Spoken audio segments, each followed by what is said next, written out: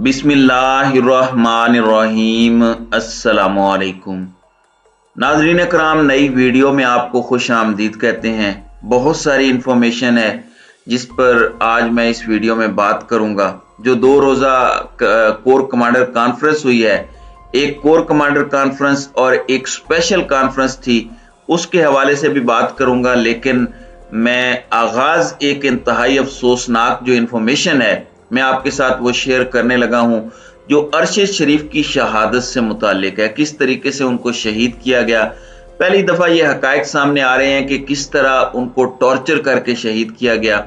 और ये जो कहानी बयान की कीनिया की पुलिस ने पहले कि वहां पर कोई गाड़ी रोकने की कोशिश की गई और इस फायरिंग में मिस्टेकन आइडेंटिटी की वजह से वो शहीद हो गए, या दूर से किसी स्नाइपर ने उनको निशाना बनाया जब वो जा रहे थे और उनको शहीद कर दिया, ये सब कुछ जो पोस्टमार्टम पाकिस्तान में हुआ है और जिसको दुनिया टीवी ने रिपोर्ट किया है, और कामरान शाहिद का जो प्रोग्राम ऑन द फ्रंट है उसमें उन्होंने तस्वीर भी दिखाई हैं अरशद शरीफ की डेड बॉडी की, और उन्होंने जो पोस्टमार्टम रिपोर्ट है उसका जो तज्जिया है या उसकी जो फाइंडिंग्स हैं वो भी शेयर की हैं। बड़ा तकलीफ दे मामला है। मैं वो वीडियोस वो तस्वीर नहीं दिखा सकता, इसलिए कि एक तो मेरा दिल नहीं चाहता, दूसरा जाहिर बात है जिस चैनल की वो प्रॉपर्टी है अगर उसकी इजाज़त के बगैर हम दिखाएं तो फिर कानूनी तौर पर भी हम उसके जवाबदेह होते हैं। लेकिन जो तस्वीर हैं और जो पोस्टमार्टम रिपोर्ट है उसके मुताबिक उनके नाखून जो हैं, उनकी उंगलियां जो हैं वो टूटी हुई हैं, टूटी हुई नजर आ रही हैं। तस्वीर हैं उसकी, उनकी कलाई की तस्वीर है, उसके ऊपर जख्म है, और पोस्टमार्टम रिपोर्ट ये कहती है कि उन पर 3 घंटे तक तशद्दुद किया गया। कम से कम 3 घंटे उनको तशद्दुद का निशाना बनाया गया। फिर उसके बाद उनके सर पर गोली मारकर उन्हें शहीद किया गया, एग्जीक्यूट किया गया, उनको बाकायदा सजा दी गई। अब एक गोली उनको सीने में भी लगी है। तो ऐसा लगता है जो शवाहिद हैं उनके मुताबिक कि पहले तशद्दुद किया गया, टॉर्चर किया गया, फिर उनके सीने में गोली मारी गई और उन्हें तड़पता हुआ छोड़ दिया गया। जो लोग भी नाजरीन कराम ये कर रहे हैं उनका मकसद सिर्फ उनको शहीद करना नहीं था, उनको तकलीफ पहुंचाना भी था, उनको अजियत देना भी था, और उसके बाद उनको शहीद करना उनका मकसद था। तो फिर उसके बाद जब वो तड़प रहे थे, जो पोस्टमार्टम रिपोर्ट बता रही है उसके मुताबिक फिर उनके सर में उन्होंने गोली मारी, और जो गोलियां जिस तरीके से लगी थी, ये पहले ही कहा जा रहा था कि गोलियां बहुत करीब से मारी गई हैं।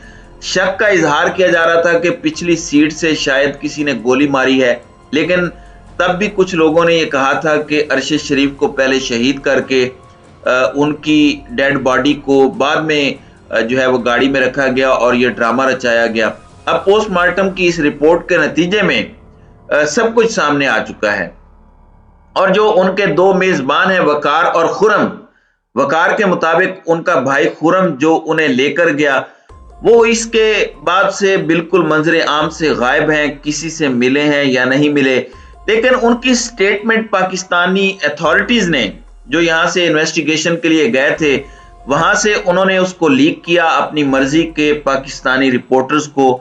वहां कीनिया में जो उनकी फाइंडिंग्स थी या जो उनकी गुफ्तगू थी उसे चंद मखसूस एक खास तबके के सहाफियों को शेयर किया गया, और सारी की सारी जो तहकीकात थी उसको दूसरे रुख मोड़ने की कोशिश की गई, उन सहाफियों ने भी की और मुबैना तौर पर उन तहकीकात करने वाले लोगों ने भी की।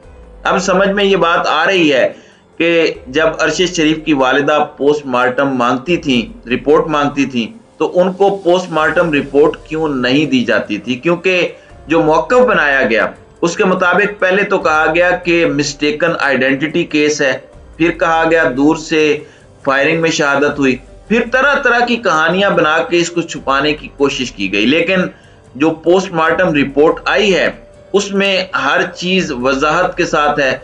जिस्म के बहुत सारे हिस्सों पर जख्म के निशानात हैं, उंगलियां हाथों की टूटी हुई हैं, कलाई जो है उस पर भी शदीद एक जख्म है गहरा सा, और फिर सर के ऊपर गोली मारी गई है जो एक पूरी एग्जीक्यूशन है, यूं पीछे से खड़े होके उनके सर के ऊपर गोली मारी गई है। इससे पहले जो गोली है वो सीने में भी थी, और यहाँ पर जो बुलेट पोस्टमार्टम के दौरान निकली है, अब वो किस वेपन से चलाई गई इसका तो पता नहीं चल सका, इसलिए कि वो वेपन यहाँ पर नहीं है। नाज़रीन इकराम, जो बात मैं इंतहाई दुख के साथ आपसे शेयर कर रहा हूं कि अरशद शरीफ की जो शहादत है, जो उनका मर्डर है, वो एक ब्रूटल मर्डर है और वो प्लान किया गया। और डेफिनेटली ये प्लान उन्हीं लोगों ने किया होगा जिन्होंने यहाँ पर उनके लिए जमीन तंग की और वो यहाँ से पाकिस्तान को छोड़कर चले गए। फिर इसके बाद दुबई में जब वो थे तो अथॉरिटीज ने उनसे आकर कहा कि आप यहाँ से चले जाएं। और जिस वक्त अरशद शरीफ के साथ वो लोग बात कर रहे थे, अरशद शरीफ टेलीफोन लाइन पर थे पाकिस्तान में अपने कुछ दोस्तों के साथ। उस लाइन को उन्होंने खुला छोड़ दिया और कहा कि आप इनकी गुफ्तगू सुने। और जिन लोगों ने वो गुफ्तगू सुनी वो ये बताते हैं कि जो अमाराती अफसरान या अथॉरिटी उनसे बात कर रही थी, वो उन लोगों के नाम भी ले रही थी कि किस किस ने कहा है और किस किस के प्रेशर में वो लोग हैं। और वो कह रहे थे कि अगर 48 घंटों में आप यहाँ से नहीं जाएंगे तो हम आपको वापस पाकिस्तान भेज देंगे। और फिर अरशद शरीफ कीनिया चले गए।